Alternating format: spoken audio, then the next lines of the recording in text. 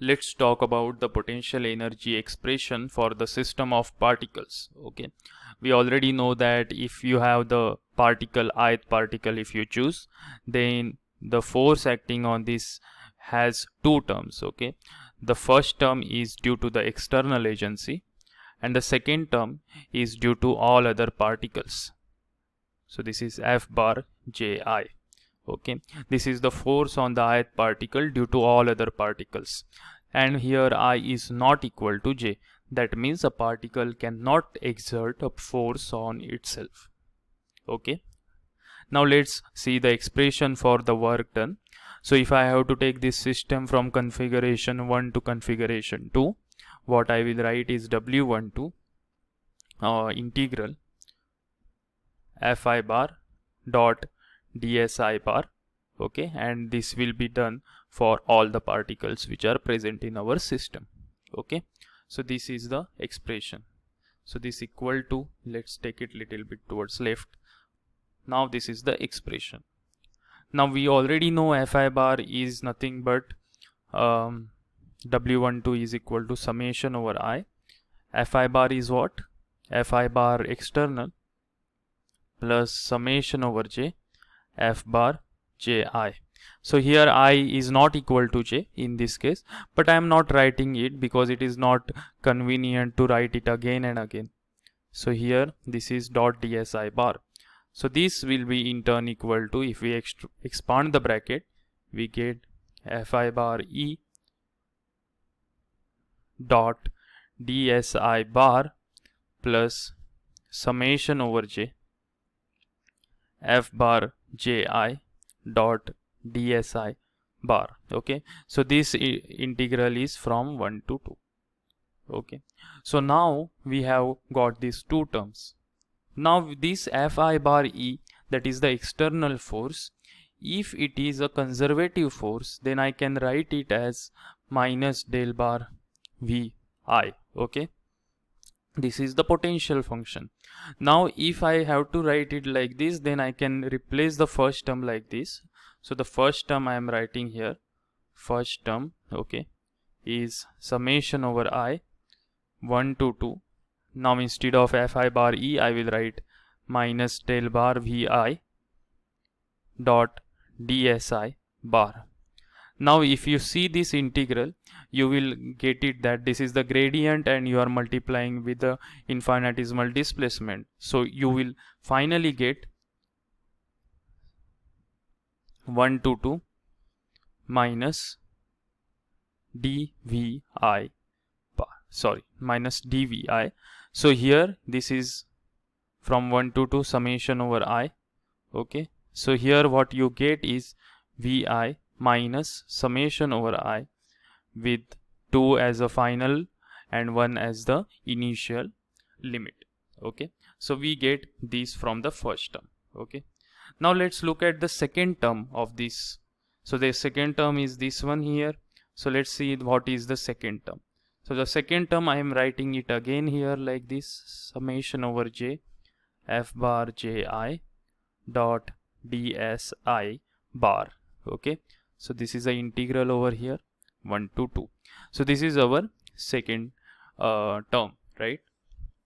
Now you can see here that this F bar Ji is an internal force. Okay, this is coming from the particles which are already present in this inside the system, right? So this is an internal force. So now if I assume that this is also a conservative force, then I can write this F bar Ji, that is the force acting on the ith particle due to the jth particle, as minus del I Vi J. Okay, what does it mean? I will tell you.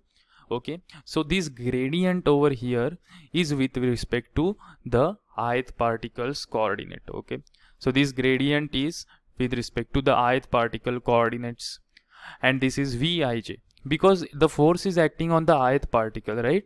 So the gradient, the rate of change of gradient for this particular ith particle we have to take into consideration. So this will contain the term as del by del Ri bar, Ri bar's x component. Okay, del by x cap. Okay, here it will be x cap plus del by del ri bars y component. So here y cap and so on. Okay, so we are taking the gradient over the ith particles coordinates, right? Ith particles with respect to the ith particles position, we are going to take the gradient. Now similarly, there will be a force on jth particle due to the ith particle. Now again by the same logic, I can say that it will be minus del j Vij. Okay, so we are going to take the gradient with respect to the j coordinates, right? Now here we see that f bar ij must be equal to minus of f bar ji, Newton's third law of motion. Now here f bar ij will be equal to minus del bar I Vij. So I am writing this from this first equation. Sorry, this is Ji. Okay, from this first, let's say this is the first equation, I am writing it like this, and then this will be equal to minus f bar ij. So that means this is equal to plus del j Vij. Okay, because this is equal to minus of f bar ij, and minus of f bar ij is nothing but plus del j Vij. So here I am writing plus del j Vij. Okay, this is the gradient. Now if I take two terms of this, okay, two terms out of this, okay, but first of all let me say that one thing, that what is this Vij function of? Okay, what is it function of? Okay, so now here if you see, this is the ith particle suppose, and this is the jth particle, right? Now this force is acting in between these two particles. This is due to the strong law of action and reaction. We are saying that the force acting between these two particles and equal and opposite, plus it is along the line joining these two particles, right? But now what does it mean that? Okay, that means that the potential must be the function of the distance between these two particles. Okay, why is it so? I will tell you. Suppose imagine you have a charge, okay, a positive charge maybe or negative, let it be any charge. Okay, we don't know what is the charge. Suppose the positive charge, let's take. Okay, suppose this positive charge is placed here, okay, in some region, okay, in some region of potential. Okay, some potential region is there, let's say it is minus 2 volt. Okay, and then again there is a gradient of potential towards right direction. Okay, the next potential is minus 4 volt, then next potential is minus 6 volt, and so on. Now this positive charge, where it will go? It will go into the direction of the negative gradient, right? So this positive charge is going to be traveling in the right direction, because the potential towards the right is going to be decreased, right? Minus 2, minus 4, minus 6, right? So that's why the positive charge will travel towards right. Okay, now this potential over here does depend on the depends on the potential depends on this lateral distance over here. Okay, this lateral distance. Okay, you see the potential function is varying as you go towards right. That means the potential is a function of this distance. In the similar way, I can argue that this potential function between these two particles is the function of the function of the distance between these two particles, that is mod of ri bar minus rij. So now this v function over here is nothing but, that is Vij. Okay, the potential function is the function of ri bar minus rij bar. Okay, so it depends on the distance between these two particles, right? Now let's talk about this. Okay, now here this term the second term over here, that means this term over here, consists of two parts, okay, f bar ji and f bar ij. So I will write these two terms over here. So this is consisting of f bar. So what was the integral? So this was j, I think so, and I also was there. So this is actually summation over I also. So summation over ij 1 to 2 f bar ji dot dsi bar. So now this has two component. This has two terms. Okay, first when the I bar, first when the j and I is there, and second when I and j is there, right? I and j, two different combinations. Okay, there will be two combination. One, j will be first and I will be second, and then I will be first, j will be second. Okay, so all these indices for 1 and 2 indices, there is 1 2 and 2 1. Okay, for all indices this will be true. Now here, what is f bar ji? F bar ji, I can write it as minus del I Vij. Okay, so from here I am writing it. F bar ji is minus del I Vij. So here I will write minus del I Vij dot dsi bar plus here f bar ij is there. So f bar ij is can be written as minus del j Vij. Okay, minus del j Vij. So here again minus sign will come, minus del bar j Vij dot dsj bar. So this will be, minus will be taken common, del bar I Vij dot, so dot will be here, dot dsi bar plus del bar j Vij dot dsj bar, right? So this is the this is what we got. Now what next? Okay, what to do next? Okay, one thing I will tell you that I have taken the gradient with respect to the ith particle over here, and here it is due to the jth particle. Now one thing I am talking about here is that the gradient of potential, okay, the gradient of potential, okay, gradient of the potential, potential is a function of Ri bar minus Rj bar, by the way. Okay, the gradient is the potential of function of gradient of potential. This is this. Okay, this will be equal to R some constant, let's say alpha, times Ri bar minus Rj bar. So why I am writing it? Because see, the gradient of potential is nothing but force, that we understood, and by the strong law of action and reaction, this is, suppose Ri bar the coordinate of ith particle, and this is the position coordinate of the jth particle, and this vector particularly is Ri bar minus Rj bar, right? Now this force will be function of this Ri bar minus Rj bar. Sorry, the force as the direction of this Ri bar minus Rj bar vector. We see it from the strong law of action and reaction, right?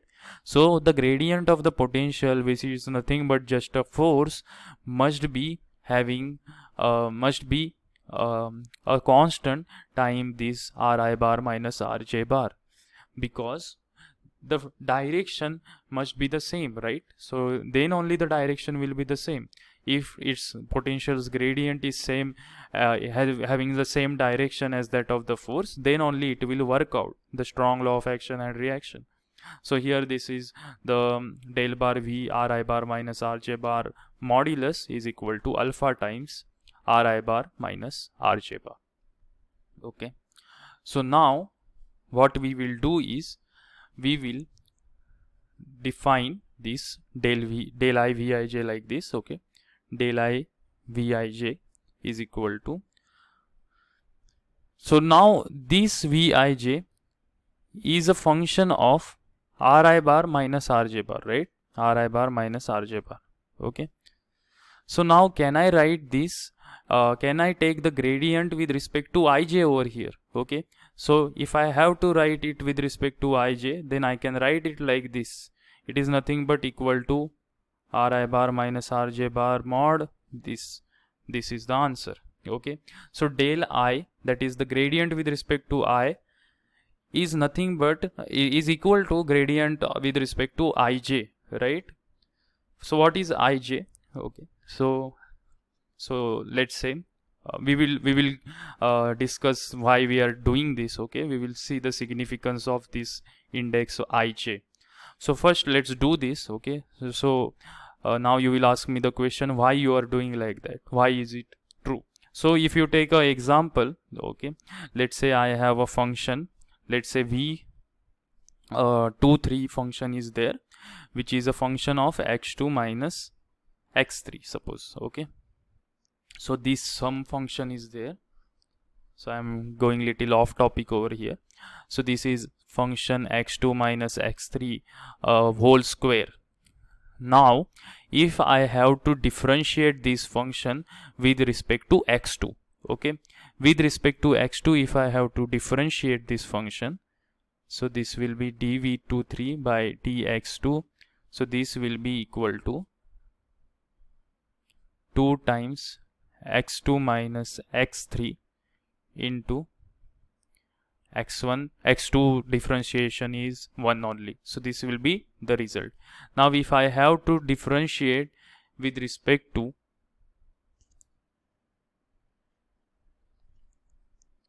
dx3, okay, dx3.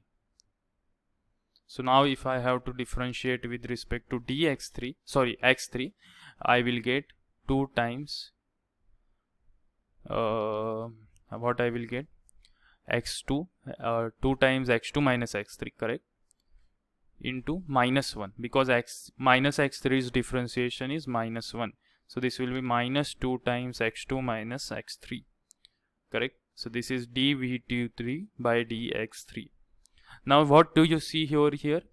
This gradient, right, this gradient or whatever the differentiation, okay, is different, like by a minus sign. That means dv by dx1, sorry, dx2, right, it was dv by dx2 is a minus sign apart from dx3, right, the difference is of minus sign.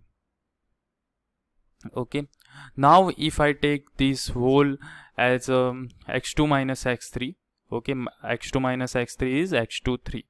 Okay, if I take the differentiation as d of dv by dx23, okay, then this dv by dx23 will be what? So the function is already known, which is x2 minus x3 whole square. So instead of x2 minus x3, I can write x23 whole square. So this will be 2 times x23. Sorry, I should directly write over here. So this will be 2 times x2 minus x3. Okay. Now this is the answer. Now here if you compare it with this, okay, here if we compare with this, del I Vij is equal to del Ij Vij, correct. Here instead of I have taken instead of I have taken 2 here for this, and instead of I again we have tried it for 3 also, right. So here if you look at this, then what you see, dv dx23, dv by dx23 is nothing but same as from here you see d, if you take the differentiation of wait, let me go back. Okay, if I take the differentiation of x3, okay, then this was same as differentiation of x2, then this was same as the differential of x with respect to x23, not x2, sorry, differential with respect to x2 is same as the differential with respect to x23, but this is negative with respect to the differentiation taken with the x3, right. So this is you can see over here, differentiation with respect to x3 leads to minus. Okay, so this is the case. So now here instead of 2 and 3 I write the indices. Okay, del xi, this is del by del xij, this is minus del by del xj, right, like this. So I can again write it like this: del bar I is equivalent to del bar ij, but this is equivalent to del minus del bar j, right? So I can do that. Okay, with any function you can do this. Okay, so I have used this function example to show you this, right? So now what we have to do, now it is become little clumsy over here, but let's have some patience, everything will work out. So let's what we can do now, yes, what we have to do now is that take these two terms separately. Okay, del ij vij, okay, what we have written already, del bar ij vij, okay, instead of del bar I. So let's I'm sorry, I'm going little slowly over here. So this is, yes, so this term if you look at, okay, so this what we were doing, I'm little confused over here now. Yes, we were saying these two terms differently, right? These two terms differently.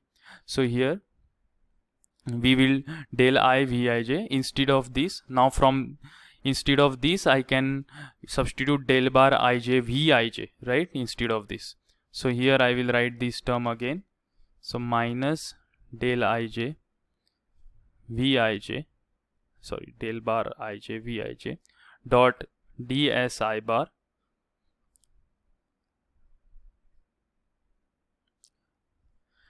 and here again del j vij is there, but we have seen that del j vij is nothing but minus of del ij vij. So this is minus of del ij vij.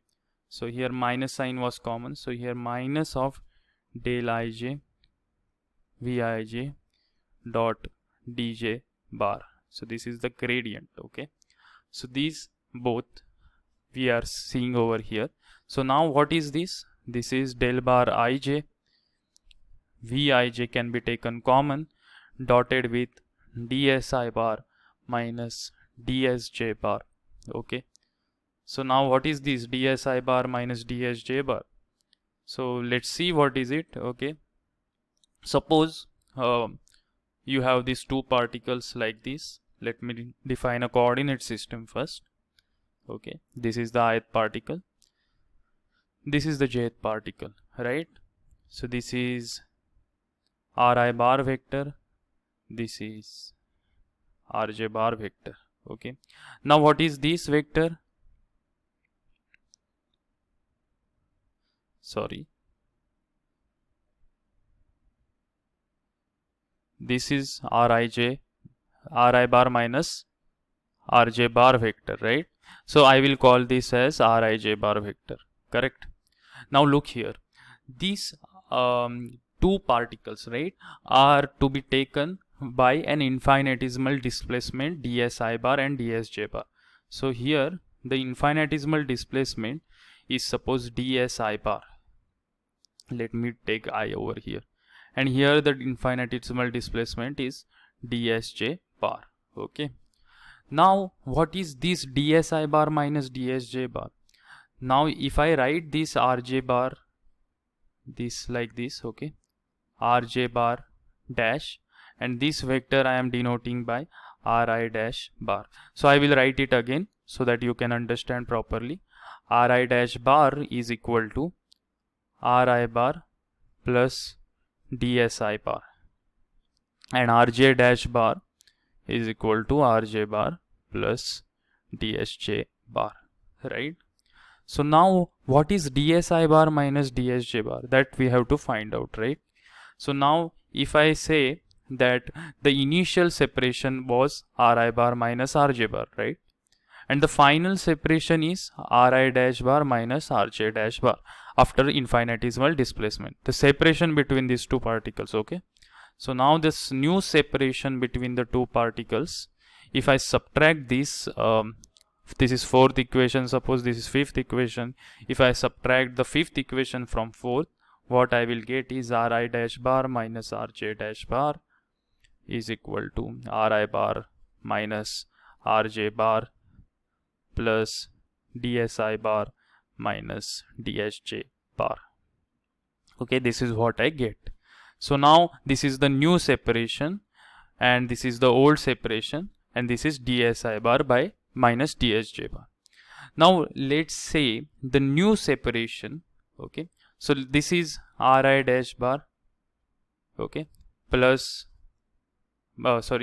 this is the new separation, right, by the way. So now what I am going to do is I have to write this Ri dash bar as Ri bar plus some dri bar. Okay, so this is this vector has changed by dri bar, that is the infinitesimal displacement, right, infinitesimally. So then Ri bar plus dri bar becomes, then this is Rj bar plus drj bar. So I am saying that this has increased infinitesimally. These two vectors have changed, okay, by infinitesimal amount. Now if you look over here, then what you get over here is that from here dri bar minus drj bar is equal to dsi bar minus dsj bar, right? So this is what we get. So I can write dsi bar minus dsj bar as dri bar minus dj bar. So here I will substitute this, okay, so what I will get is minus del bar ij Vij dot dri bar minus drj bar. So let's go little bit right. So this is drj bar. So now what is this term? Again I will write down. This is del ij Vij dot drij bar. Okay, so this is our second term. Okay, what was the first term? As far as I know that it was looking something like this. Okay, this was the final limit, this is initial limit. Okay, now here we have minus del Rij Vij drij bar, and there will be a integral from 1 to 2. So this is plus over here, right? So now what is this? Del ij bar Vij bar dot drij bar, right? So I can integrate over drij bar. Okay, ij. So the new gradient is taken with respect to ij. Okay. Now this can be seen over here like this, but there was one thing to be noted. Okay, there was a summation over j and I, right? So I didn't write it over here. There is a summation over of j and I. Where it is? Yes, here.